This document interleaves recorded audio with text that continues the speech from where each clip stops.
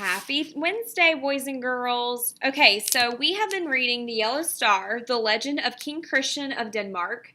And so we are going to continue reading that today. All right? And so here we go. The last place that we left off was whenever the Nazi soldier actually talked to King Christian and told him that he needed to put the flag back up. And King Christian was like, I'm not going to put the flag back up. And he said, then tomorrow I will send another soldier to remove it, countered the king. And he said, I'll have that man shot, threatened the Nazi. Leaning forward, King Christian said evenly, then be prepared to shoot the king, for I will be that soldier. So the Nazi flag did not fly from that palace again. So that's where we left off.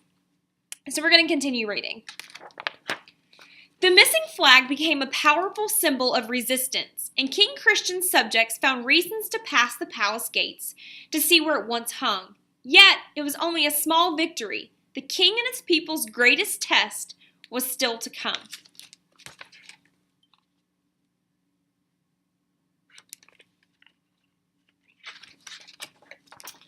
The terrible news arrived quietly, with leaflets that fluttered down on the city of Copenhagen. Effective immediately, all Jews must sew onto their clothing a yellow star, which must be visible at all times. So the leaflet is getting passed out to the people. So here's the leaflet, and then it's getting passed out. The people of Denmark were frightened. They had heard terrible stories. In some places, once Jews wore the yellow star, they were taken away and not heard from again. As before, the people looked to their king. So I'm thinking right here, I remember from the information I read before the start of the story, the yellow star was used as a symbol to segregate the Jewish people. Using that information helps me better understand why the news of Jews wearing the yellow star frightened the people of Denmark.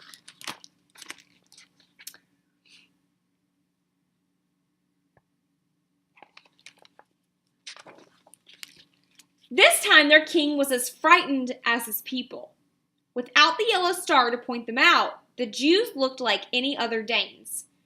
Gentiles and Jews were all Danish subjects who worshipped God in different ways.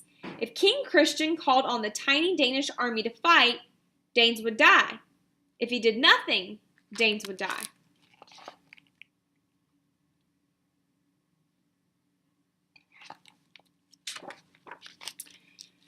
Perhaps it was this riddle of the yellow star that drew King Christian to his balcony that night. The sky was filled with the light of many stars. If you wished to hide a star, wondered the king to himself, where would you place it? His eyes searched the heavens. Of course, he thought. The answer was so simple. You would hide it among its sisters. The king summoned his tailor. Right now, I want you to think about this question. Based on what we know about King Christian and his relationship with the Danes, what do you think he's going to do right now? I want you to turn and talk to your partner.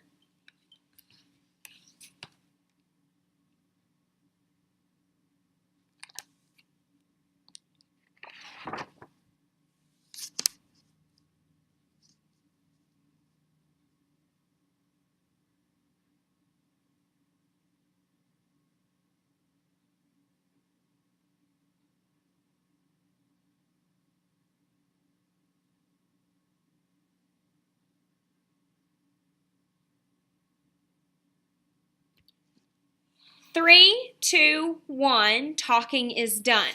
So right here where it says, of course, he thought, the answer was so simple. You would hide it among its sisters.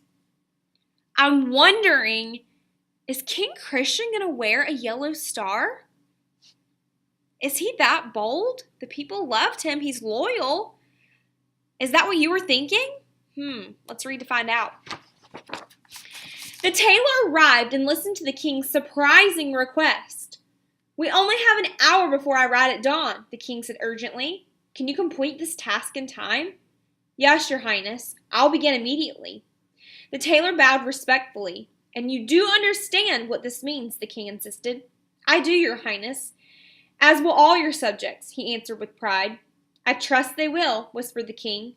placing as much faith in his Danish subjects as they had in him.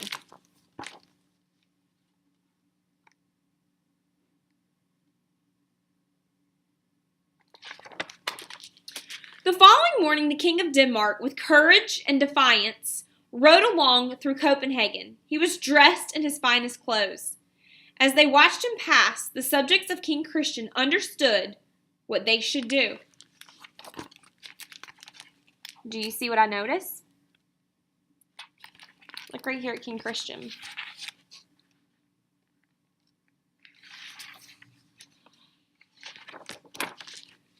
And once again, in the country of Denmark, there were only Danes.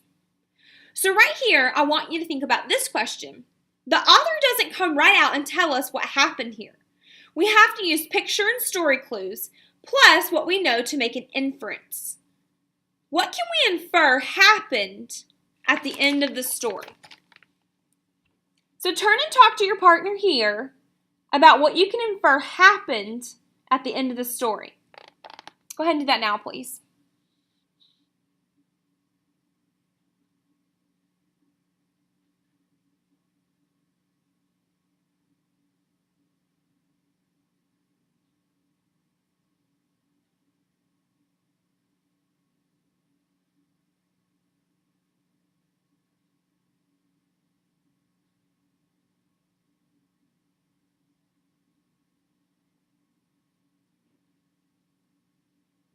Three, two, one.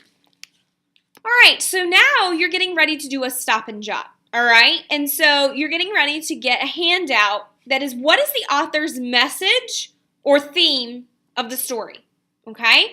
So I want you to think about what is the author trying to teach you in this story, okay?